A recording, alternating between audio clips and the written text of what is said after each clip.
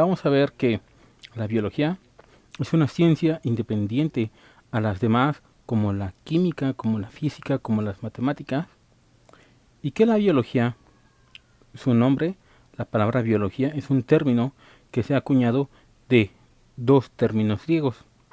El primero es bios, que significa vida, y el segundo es logos, que se refiere a un estudio, a una ciencia, a algún tratado. Entonces lo podríamos interpretar como la ciencia de la vida. Sin embargo, este término es demasiado vago, porque decir que es la ciencia de la vida, pues primero tendríamos que definir lo que es el término vida, o definir qué es la propia vida, ¿no?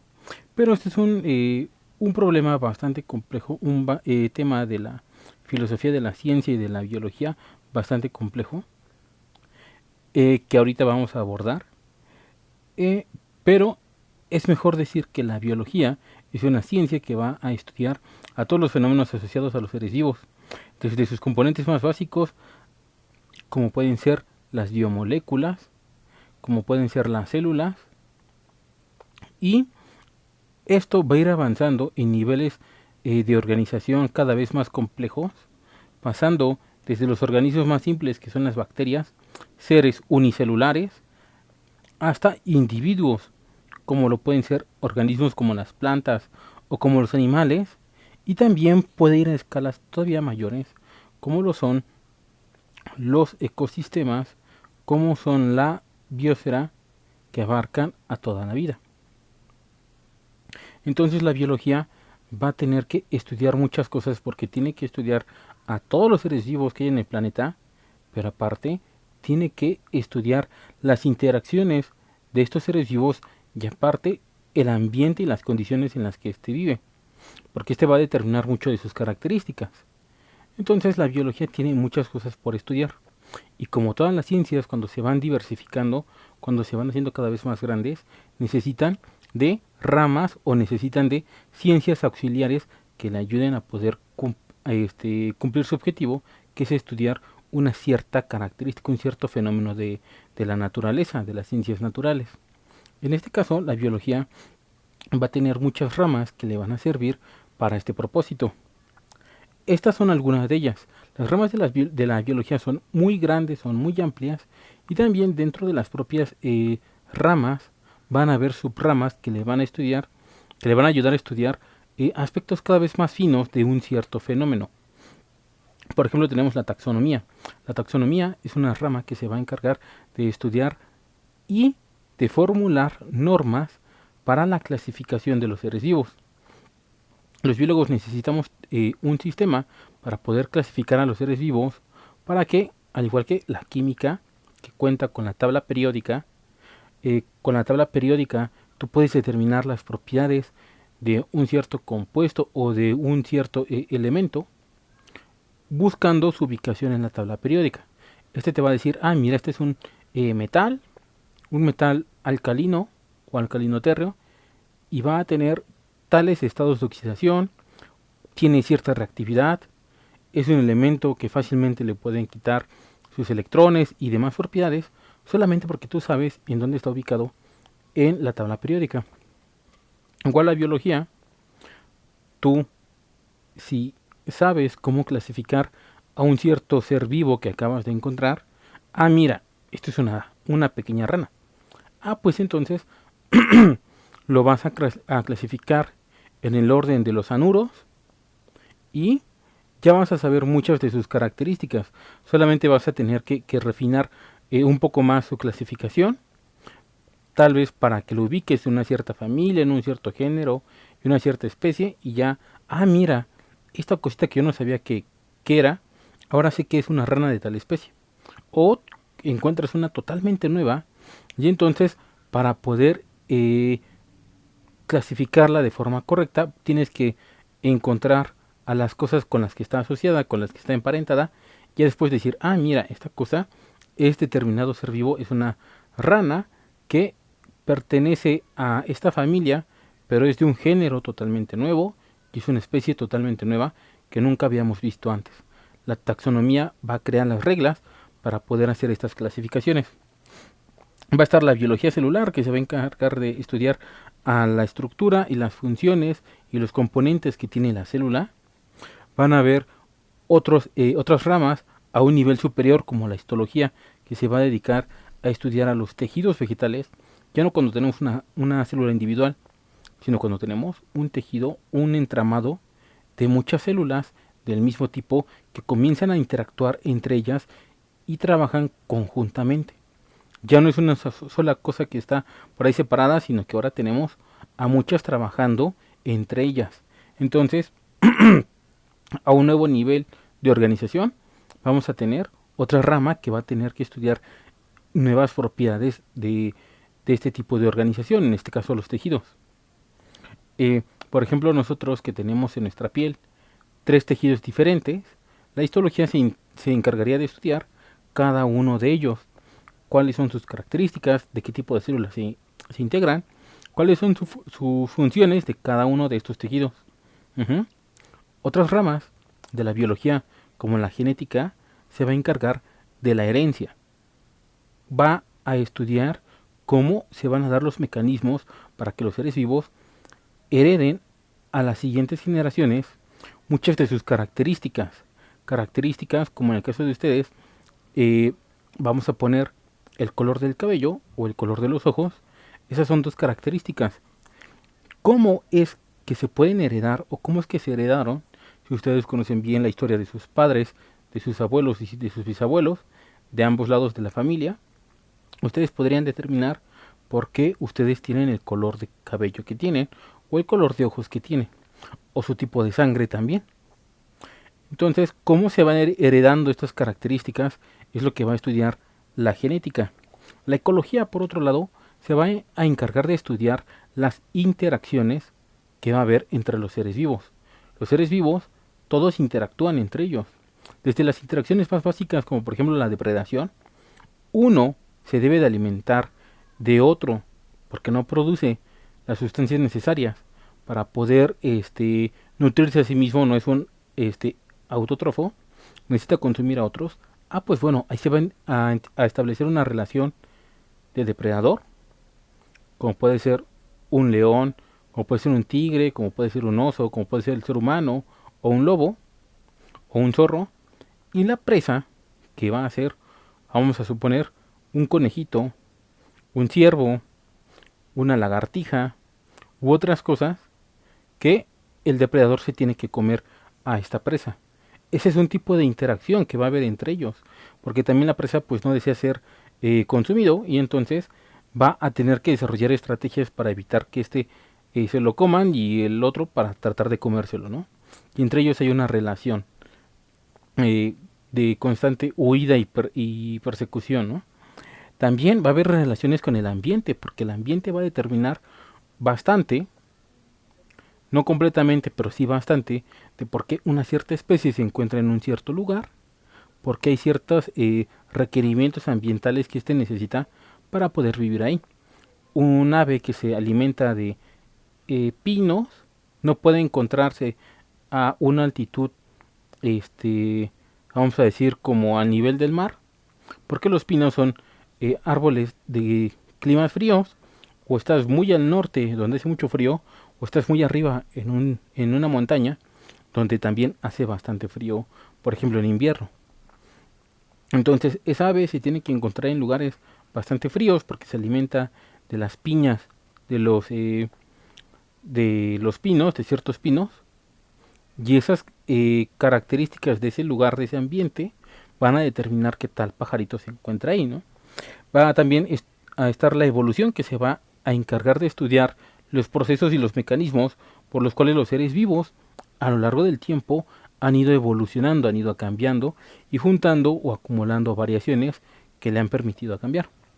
También va a haber otro tipo de ramas como lo son la fisiología o por ejemplo la biología molecular que van a cruzarse con otras ramas, como por ejemplo la fisiología se va a cruzar con la biología celular y con la histología, porque ésta debe de estudiar al cuerpo humano, a todo su funcionamiento, todos sus mecanismos moleculares, de todo nuestro organismo, de cada uno de nuestros órganos, y entonces al estudiar cada órgano tiene que conocer los tejidos de los que están hechos, y también tiene que estudiar la composición que van a tener estos tejidos. Entonces ahí se cruza la fisiología con la histología y se va a cruzar con la biología celular.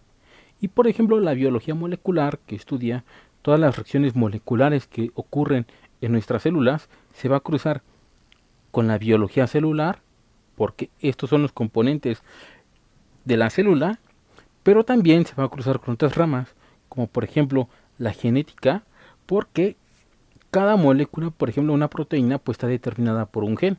Entonces necesita saber cuál es ese gen, y también tal vez en algunos casos particulares pues necesita conocer cómo se heredan estos genes, estas características, y qué pasa cuando hay un error a la hora de heredarse. También van a existir ramas como la botánica o como la zoología, que ambos se van a dedicar a lo mismo, a estudiar la clasificación, características, estructuras, propiedades, procesos y origen de un cierto grupo de seres vivos. Ambos hacen lo mismo, pero mientras la botánica lo hace con las plantas, la zoología lo va a hacer con los animales. Estos van a ser subramas de la gran rama que es la taxonomía y de lo que va a ser la sistemática. Estos se van a dedicar al estudio de ciertos organismos, y dentro de estas propias subramas que son la zoología y la botánica van a haber otras subramas que se van a dedicar a estudiar ciertos tipos de plantas. Las angiospermas, las gimnospermas, los helechos. En el caso de la zoología va a haber gente que se va a dedicar, por ejemplo, al estudio de la mastozoología, que es el estudio de los mamíferos, pero otros se van a dedicar a la herpetología, que es el estudio de los reptiles y de los anfibios, y a haber ictiólogos que se van a dedicar al estudio de los peces y los tiburones, y también va a haber la ornitología, que se va a dedicar al estudio de las aves. Entonces estas van a ser ramas o subramas muy específicas de cada una de estas, que se va a dedicar a estudiar solamente a un cierto tipo de seres vivos. Ahora, ya que hablamos hace rato de la vida y de la definición de la biología y de cómo esta va a tener varias ramas para estudiar varias cosas, pues hay un tema bastante interesante o bastante importante, que es el tema de las características de los seres vivos. La vida como tal, los seres vivos, somos el resultado de muchas interacciones, muchos procesos de moléculas que no tienen vida. Y somos el resultado de reacciones químicas que no tienen vida. Pero todo esto va a constituir a un ser que sí tiene vida. Es bastante difícil determinar qué es lo que nos da a los seres vivos la cualidad de la vida. La vida es una cualidad. No es una definición, no es un estado, es una cualidad que tienen los seres vivos, propia de ellos. Es más difícil poder decir cuál es la cualidad de la vida o qué nos permite estar vivos, en el caso por ejemplo de la biología, que para otras ciencias determinar o definir otras cosas, como por ejemplo yo puedo describir perfectamente qué es un agujero negro.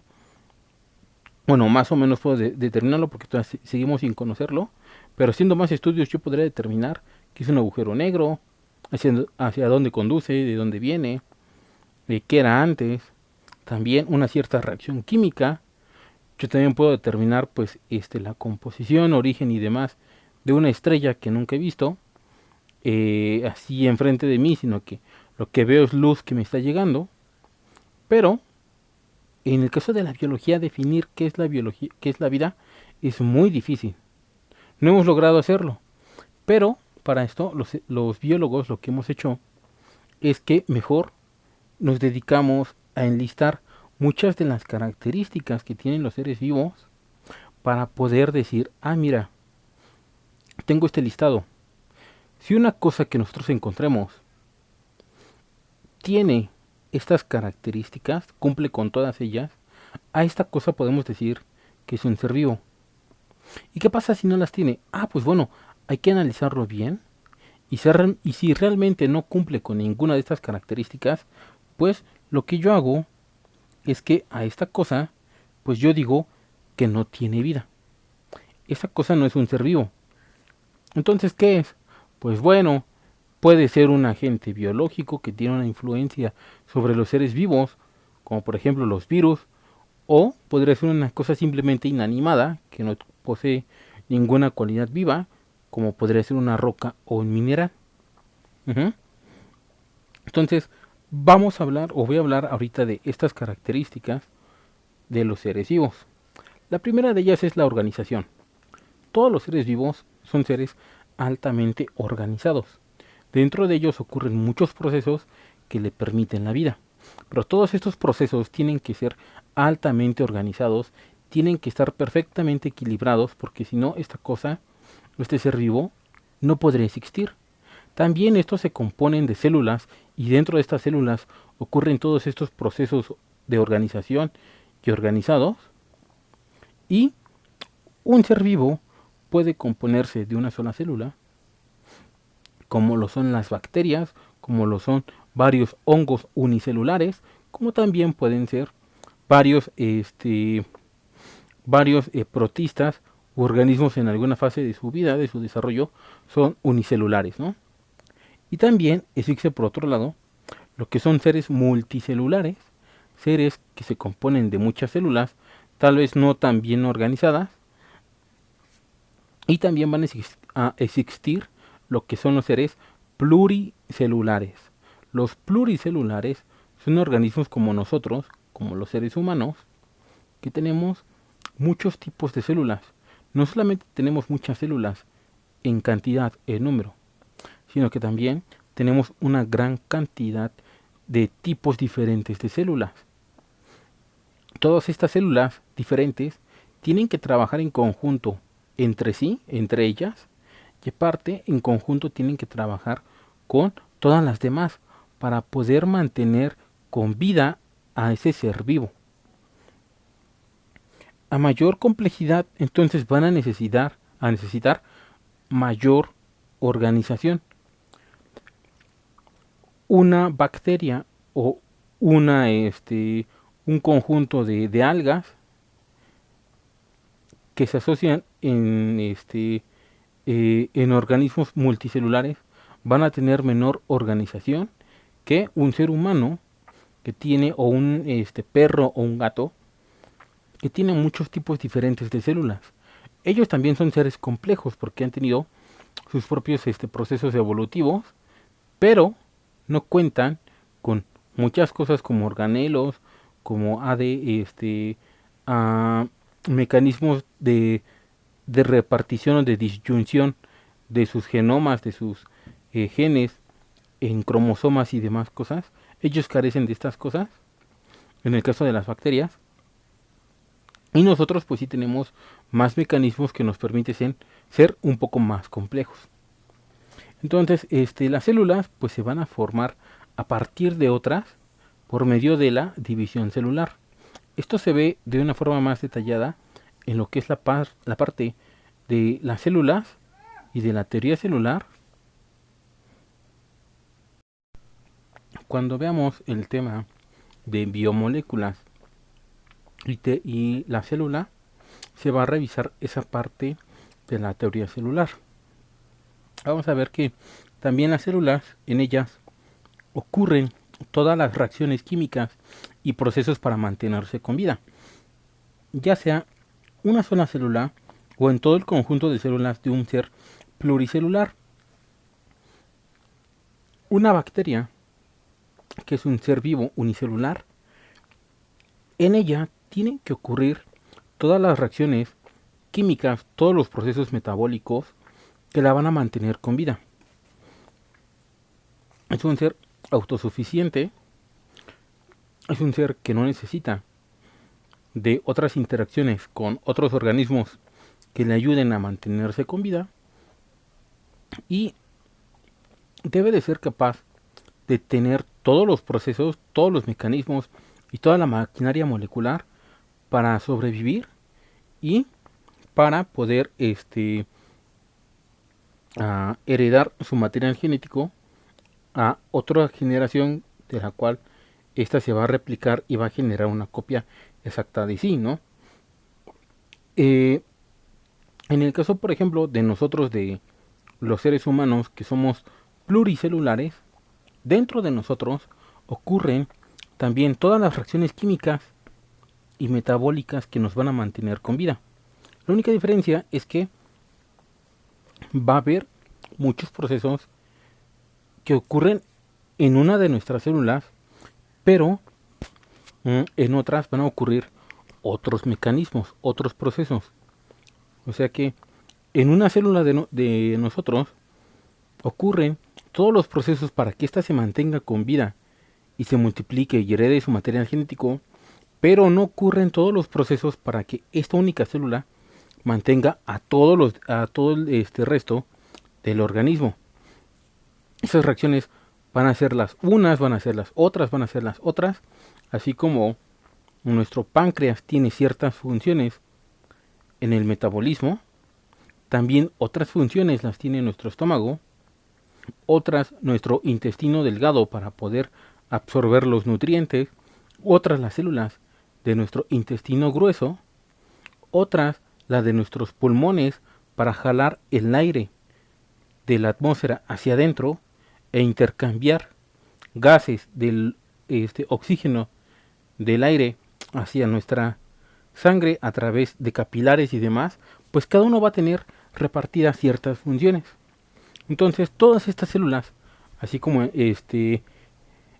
van a tener las reacciones necesarias para mantenerse con vida a ellas, en conjunto, todas, organizadamente, por su propia cuenta, van a llevar a cabo procesos que en conjunto, ya todo bien armónico, van a permitir que un ser vivo como nosotros nos mantengamos con vida. Por eso, a mayor complejidad, va a haber una mayor organización, porque es más difícil mantener a un ser vivo como nosotros, porque se tienen que coordinar un montón de reacciones y de procesos para mantenernos con vida, a diferencia de una bacteria que ella solita puede hacerse cargo de sí misma y todas sus reacciones metabólicas. También en nuestras células va a estar contenida toda la información genética, que va a ser toda la información para regular a este organismo, y esta información se va a heredar a la siguiente generación. Varias de estas ideas son parte de los postulados de la teoría celular, y pues ya en su momento vamos a ver cada uno de estos postulados y qué se refiere con esto, ¿no? También otra característica general de los seres vivos es que todos tienen un crecimiento y un desarrollo. Todos los seres vivos aumentan de tamaño, incluso las bacterias a lo largo de su vida, cuando se acaban de separar, se acaban de dividir para formar otras, son células pequeñas y estas van a tener que crecer y aumentar de tamaño. Todos los seres vivos aumentan de talla, de tamaño. Pero también en el caso de nosotros, pluricelulares, vamos a aumentar de tamaño y el número de células que tenemos. Aquí el ejemplo que pongo es cuando nacemos por el resultado de un óvulo que es fecundado por un espermatozoide. Cuando estos se unen, crean una sola célula, que es el cigoto. Pues bueno, el cigoto es una célula única y esta se va a tener que dividir. Se va a dividir en dos a través de la mitosis, pero también estas dos se van a dividir y van a crear 4. Y después de estas 4 van a crear 8. Y estas 8 se van a dividir y van a formar 16. Y después 32. Y después 64. Y después estas se van a ir dividiendo en como números exponencialmente con el 2, ¿no? Un 2 a la 5, un 2 a la 10, un 2 a la quién sabe cuántos. Se van a ir dividiendo porque se van dividiendo de 2 en 2. O se van multiplicando, por así decirlo. Entonces, de una sola célula ya creamos un montón, millones de células que nos integran a nosotros. Y nosotros, cuando vamos convirtiéndonos en muchas células, pues también tenemos un proceso de desarrollo. Tenemos un proceso de desarrollo embrionario, como las imágenes que les pongo aquí en las diapositivas. Vemos los embriones de mamíferos como el ser humano, como un cerdo, como un ave, como un reptil, como un anfibio, como un pez. Todos los seres vivos tienen un desarrollo embrionario, cuando son claros, pluricelulares, ¿no? Y a lo largo de nuestra vida vamos a tener un proceso de desarrollo. Nos desarrollamos ya como feto, nacemos de bebés. Al principio pues no podemos comer, nos alimentamos de la leche materna, pero ya después con el tiempo vamos a poder mantener erguida nuestra cabeza. Ya no nos tienen que agarrarla con la mano en la cabeza para sostenerla, sino que ya solitos vamos a levantarla. Ya después vamos a empezar a gatear, a caminar y demás. A lo largo de nuestra vida también tenemos un desarrollo. Llegamos a un punto máximo de desarrollo donde dejamos de crecer, dejamos de aumentar el número de células y ahora vamos a mantener ese número estable. Y después, con el paso del tiempo, van a empezar procesos de envejecimiento. Vamos a empezar a envejecer y pues esto tiene una conclusión cuando nosotros nos morimos, que nuestras células pues dejan de multiplicarse, ¿no? Ya nos apagamos, nos morimos y se detiene todo proceso celular. Pues bueno, todos los seres vivos tienen un ciclo definido de vida. Todos tienen un ciclo definido de cómo se van a ir desarrollando. Este es un proceso ontogenético. Van a haber periodos de crecimiento, desarrollo, de estabilidad y de degeneración de los procesos de la división celular. La gente está arrugada cuando está vieja porque ya sus células dejan de replicarse con la misma velocidad, ya lo hacen menos y eventualmente estas personas se van a ir deteriorando hasta el punto en el que pues van a llegar a morir, ¿no? Y ya todas sus células van a dejar de multiplicarse y van a cesar todos los procesos celulares y moleculares, ¿no? Aunque hay organismos que parece que desafiaran a este tipo de casos, como son los árboles, las plantas, que parece que tienen un crecimiento ilimitado, pues esos también van a tener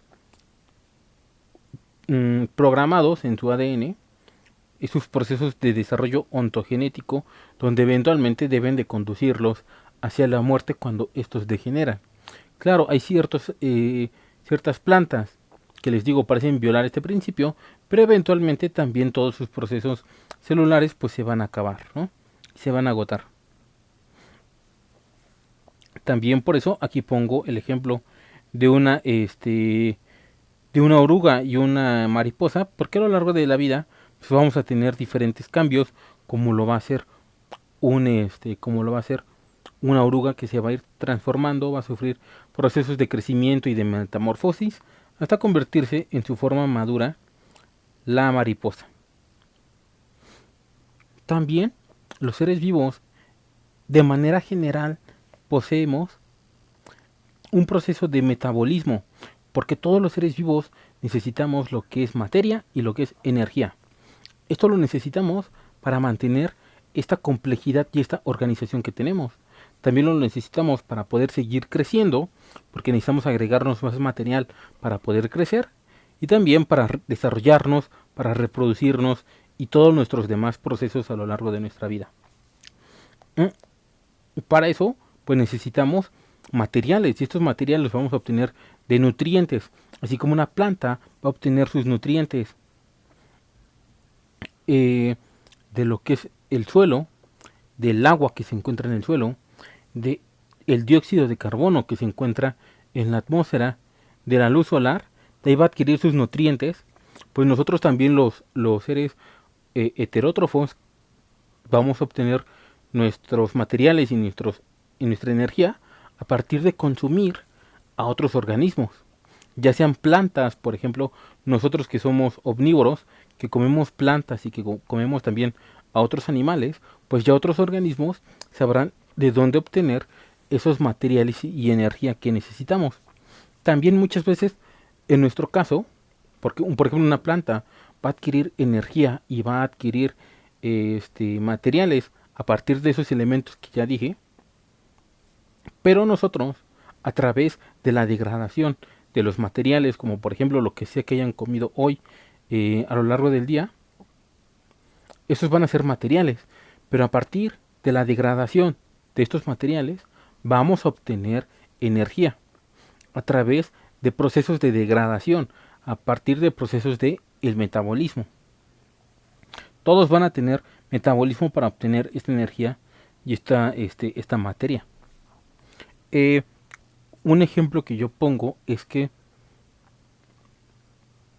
en los exámenes, en los bancos de preguntas y en las guías, a veces les ponen como ejemplo preguntas que dicen es la característica de los seres vivos cuando estos adquieren energía y materiales a partir de otras cosas, ¿no? De otros medios. En este, en este tipo de preguntas les ponen cosas como en los incisos, como la respiración, como la digestión, como tal vez nutrición, y también ya les ponen ahí la opción del metabolismo. La digestión la realizamos organismos como nosotros, como los seres humanos y los demás animales, porque y la mayoría de los demás animales, porque nosotros obtenemos nuestros nutrientes y nuestra energía a partir de otros organismos. Pero por ejemplo, una planta, como decía antes, no va a hacer ese proceso, lo va a obtener de la fotosíntesis. Bacterias pueden hacer la quimiosíntesis, que es que a partir de ciertas sustancias químicas disueltas en el agua, en el mar, pueden extraer la energía de ahí. Y también van a haber organismos heterótrofos, como los hongos, que obtienen los recursos y la materia de plantas que ya se están muriendo, que se están pudriendo, y algunos ciertos animales u organismos están haciendo el proceso de degradarlos, y estas se nutren a partir de esas sustancias que se están degradando, pero como tal no tienen una digestión. Entonces, ese es un truco para que ustedes se confundan. No todos los seres vivos tienen digestión, pero todos tienen metabolismo. Igual todos los organismos tienen tal vez ciertos procesos de respiración, sí, pero tendría que ser respiración celular, porque sería parte del metabolismo. Porque respiración como tal, nosotros respiramos, pero muchos animales marinos no respiran como tal, como nosotros lo haríamos. Y las plantas tampoco respiran como nosotros lo haríamos. Adquieren dióxido de carbono, pero eso es por otros procesos. Y pues las bacterias no respiran. Las bacterias no hacen un proceso de respiración. Entonces la respiración tampoco podría ser. Solamente podría ser el metabolismo. Porque también los procesos de nutrición corresponden o son parte de lo que es el metabolismo. Entonces la única forma de adquirir materia y energía es a través del metabolismo. Ahora, resultado de que todos tenemos un metabolismo, pues también necesitamos mantener los procesos internos de este metabolismo. En nuestro interior debemos de mantener un equilibrio interno, porque a la hora de que nosotros estamos consumiendo nutrientes, que estamos consumiendo comida o demás cosas, se van a generar ciertos desequilibrios. Vamos a ver que, por ejemplo, los niveles de temperatura, de humedad, de acidez en nuestra sangre y de salinidad en ciertos organismos que están en medios salinos, mantener unos ciertos niveles de esta temperatura, de esta acidez, son necesarios para mantener a la vida. Porque si nos excedemos en temperatura, por ejemplo, los seres humanos tenemos entre 36,5 y 37 grados centígrados. Si excedemos ese calor, que lo podemos exceder cuando hacemos ejercicio o por ejemplo cuando nos enfermamos, no podemos resistir demasiado tiempo con temperaturas muy altas, porque las proteínas que están en nuestras células se desnaturalizan, dejan de funcionar a temperaturas altas. Y eso son a partir de los 40 grados, que acercándonos hacia los 50, se comienzan a desnaturalizar todas las proteínas de nuestro organismo. Entonces nosotros no soportamos altas temperaturas por mucho tiempo. Nuestro organismo tiene que regular esta temperatura para bajarla. A lo mejor también puede, y ahorita lo voy a explicar mejor, Puede aumentar la temperatura por otros procesos, pero regularmente necesita mantenerlas en esos 36-37 grados. Cuando excedemos eso, nuestro cuerpo tiene que bajar esa temperatura. ¿Cómo lo va a hacer? Pues lo va a hacer a partir de la sudoración. La sudoración surge para que a partir de ese sudor, a la hora de que entra en contacto con el aire, se va a evaporar y va a crear una sensación de frescura. Y esa sensación de frescura va a hacer que nuestro cuerpo baje la temperatura que tiene. Entonces por eso sudamos. También, por ejemplo, pueden ocurrir ocasiones en donde nuestro metabolismo se va a desregular. Por ejemplo, cuando nos enfermamos y nos da una infección, nuestro cuerpo debe de eliminar como respuesta a mantener nuestro propio equilibrio interno. Debe de eliminar a lo mejor una bacteria. Entonces lo que va a hacer es que va a subir la temperatura para poder eliminar esta bacteria, porque tampoco las bacterias soportan elevadas temperaturas. Este es un mecanismo para tratar de matar a esas bacterias, pero también en el proceso, si no lo atendemos bien, pues puede derivar en que nosotros nos muramos si esa temperatura sigue elevándose hasta niveles que nosotros mismos no soportemos. Trata de hacerlo con una retroalimentación negativa, que es aumentar la temperatura, pero si no funciona el mecanismo, podría derivar en la muerte. Si sí funciona, lo que va a hacer es que va a eliminar a las bacterias que nos están afectando. Otro ejemplo es con la insulina y el glucagón. Nuestro organismo, nuestra sangre, cuando tiene un exceso de azúcar, porque nosotros, por ejemplo, estuvimos comiendo chícharas todo el día, y entra demasiada glucosa a nuestro organismo, a nuestra sangre, necesitamos bajarla. Entonces lo que hace nuestro organismo es que va a sintetizar lo que es la hormona insulina, porque la insulina sirve para bajar los niveles de azúcar en nuestro organismo. Entonces tiene que bajarlo. Pero en caso contrario, cuando estamos faltos de azúcar porque pues, no hemos comido, porque a lo mejor cenamos muy temprano y ya es de mañana y hemos pasado pues toda la noche sin comer, pues ya tenemos hambre, ¿no? Lo que va a hacer nuestro cuerpo para intentar que no perdamos toda el azúcar de aquí a lo que nos hacen de desayunar es estimular lo que es el glucagón, que también se encuentra en nuestro páncreas, para que se comience a generar ahora azúcar. A partir de reservas que tenemos en el hígado, se va a empezar a estimular que se creen reservas a través del glucógeno y demás sustancias que tenemos ahí almacenadas. El glucagón indica, oye, ¿sabes qué? Tienes que degradar eso para generar azúcares y que y que se eleve la cantidad de azúcar en la sangre. Pues bueno, ya se comienza a segregar y va a aumentar el nivel de azúcar en nuestra sangre. Entonces, a partir de estos dos sistemas que se van a estar activando uno y otro, dependiendo los niveles de azúcar en nuestra sangre, es como nuestro cuerpo va a regular la cantidad de azúcar en nuestra sangre. Si se excede, se activa un mecanismo y si baja, se va a activar el otro. Por eso enfermedades como por ejemplo la diabetes es el resultado de que las células de nuestro páncreas deja de producir insulina. Entonces, como ya no hay insulina, los niveles de azúcar ya no van a bajar, van a estar subiendo, y como están demasiado altos, comienzan a afectar a nuestros órganos. Eso es lo que va a generar la diabetes. Y con el paso del tiempo, pues varios de nuestros órganos van a empezar a funcionar mal. Sí, claro, si no se atiende, si siempre los niveles de azúcar están demasiado altos. Ahí es cuando nuestra homeostasis pues ya comienza a fallar, ¿no? Comienza a fallar, ya no mantiene el equilibrio interno del metabolismo y entonces nos generan enfermedades, ¿no? Este va a ser un proceso que va a estar bastante relacionado con la siguiente característica general, que va a ser la irritabilidad.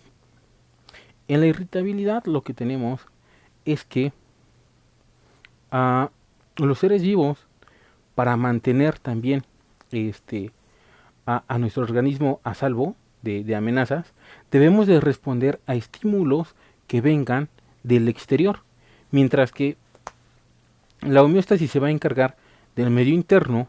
La irritabilidad son mecanismos para responder al medio externo, para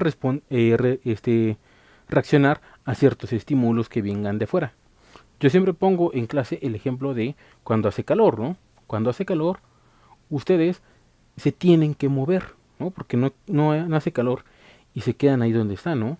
Si estaban a la sombra y ya se movió el sol, pues ustedes lo que hacen es que se mueven hacia la sombra, ¿no?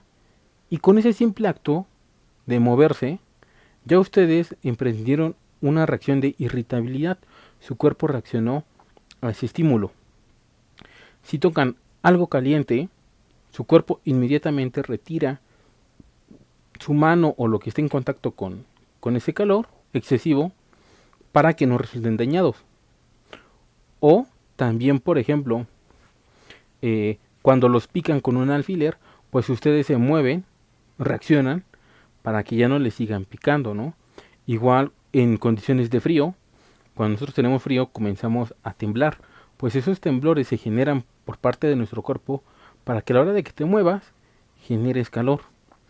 Entonces, a la hora de que nos está temblando, que la boca, acá la mandíbula, de aquí ya tenemos un montón de frío, es para que nuestra cara se mantenga caliente. Van a ver una gran cantidad de ejemplos de la irritabilidad. También, por ejemplo, les pongo en clase el caso de las plantas carnívoras, que estas tienden a comerse a insectos que se acercan a ellas porque ellas viven en condiciones de pocos nutrientes, y lo que hacen es que tienen que atrapar a los insectos para poder degradarlos, para soltar sustancias que los van a empezar a disolver y a partir de ahí obtener nutrientes. Pues estas, cuando sienten el estímulo que es al insecto encima de ellas, lo que hacen es que cierran su boca para atraparlos. También organismos incluso unicelulares como las bacterias tienen que huir cuando comienzan a sentirse amenazadas porque nuestros mecanismos de defensa de nuestro cuerpo ya se dieron cuenta que esa cosa es un agente extraño que no tiene que estar ahí. Entonces esta se comienza a mover con sus cilios y sus flagelos, que son los pelitos que aparecen en la ilustración. Y nuestro organismo también va a responder a ello, buscando a esta bacteria para atacarla y eliminarla. A veces va a haber muchos procesos de irritabilidad que van a estar íntimamente relacionados con la homeostasis. Ponía el ejemplo de moverte cuando hace calor, ¿no? Pero también cuando hace calor, pues tu cuerpo va a sudar. Entonces vas a llevar a cabo dos procesos, uno consciente y el otro inconsciente, ante este mismo estímulo que es el calor, ¿no? También, por ejemplo, cuando tienes miedo a algo, puedes responder de varias formas, porque también pueden existir diversas respuestas a un mismo estímulo que es el miedo. Tú no sabes que estás de noche en algún lugar y tú no sabes qué hay ahí. Si se te aparece algo, puedes responder de tres formas. Dependiendo de cada persona, de cada caso, van a tener esta respuesta de irritabilidad de tres formas diferentes. Una podría ser, te echas a correr. Te asustas, ¿no? ¿Quién sabe qué es esa cosa? Y agarras y te echas a correr. Otra, te puedes poner a pelear. ¿Quién sabe qué es esta cosa? Agarras una roca del suelo y se la avientas, ¿no? O si hay ahí al lado un palo, pues agarras y ves y le das un palazo, ¿no? O la tercera, que también es bastante natural, es que te quedas pasmado y no haces nada. Incluso no hacer nada es una respuesta porque tu organismo no sabe, tu mente no sabe cómo responder. Se queda así como en shock de, ¿qué hago? ¿Me echo a correr? No puedo. ¿Me pongo a pelear? No puedo. Entonces tu ser se queda pasmado, se queda inmóvil, y esa también es una respuesta, quedarte inmóvil porque simplemente no sabes, tienes la indecisión de hacia dónde tienes que correr o hacia dónde tienes que pelear, ¿no? Ese también sería una tercera respuesta a ese estímulo que te están dando, que te está dando miedo, hacia eso desconocido que tienes enfrente. Y pues vamos a ver que hay una gran variedad de ejemplos de la irritabilidad, más que otros fenómenos, ¿no? También va a estar la adaptación. La adaptación va a ser el proceso por el cual los seres vivos, y más que nada, más que los seres vivos, los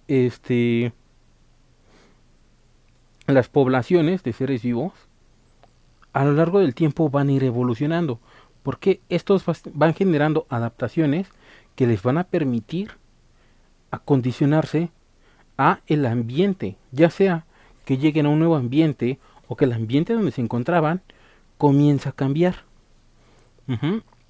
Estas van a generar cambios, estos cambios, estas adaptaciones al ambiente, y estas características deben de ser heredables a la siguiente generación.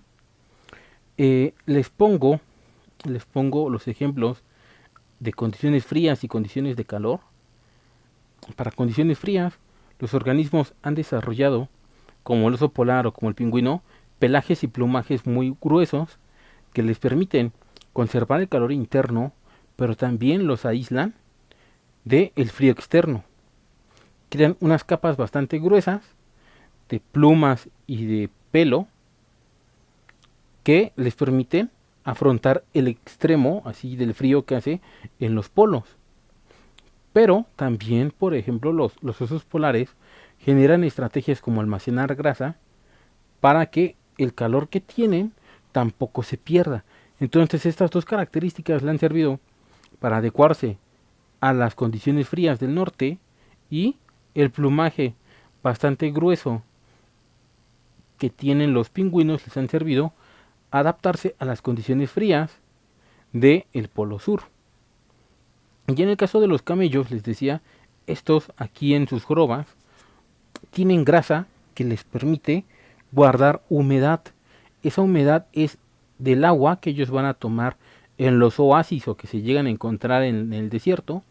Pueden consumir agua y pasar periodos muy largos sin llegar a consumir ningún tipo de líquido durante un buen tiempo, porque toda el agua que tomaron está almacenada en esas jorobas llenas de grasa.